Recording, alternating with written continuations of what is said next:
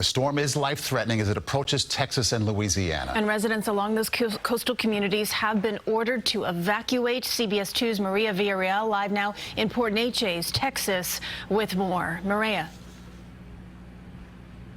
You know, Maurice and Christine, over the last few hours, we've seen a lot of weather come down here. Rain, and obviously you can feel the winds are picking up. Laura is creeping closer. A lot of people have chosen to evacuate, but we've also spoken with a number of families who say they are going to ride it out at home.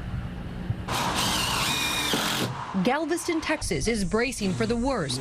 People boarding up and bussing out. We're just doing as they said and leaving. Farmers move their cattle to higher ground as Hurricane Laura approaches landfall near the Texas-Louisiana state line. So things changing rapidly here, but what's not changing is the fact that this is going to be a catastrophic, life-threatening event. NOAA's satellite view shows the hurricane bursting with lightning as warm winds continue feeding the storm. It's a very healthy storm, and what that tells us is there's still actually room for further intensification.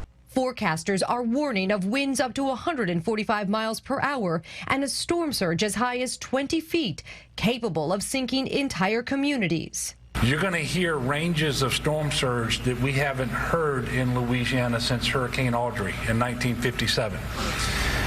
You're going to hear the word unsurvivable.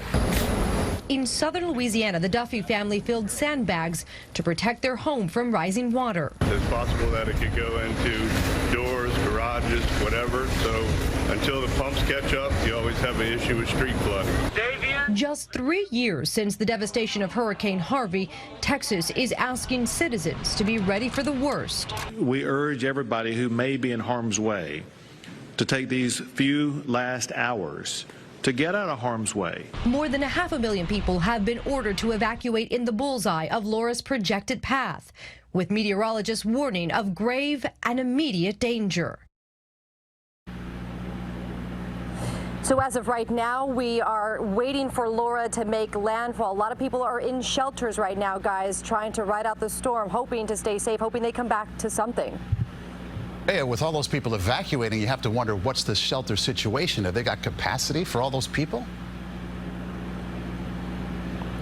You know, just this afternoon, we actually spoke with a number of families. They were evacuating, you know, obviously in the late hours, you know, the last few buses that were heading out of here, a lot of them told us that they weren't even sure where they were going to go. Shelters in the Texas area right now are filling up fast, and that has a lot to do with coronavirus concerns.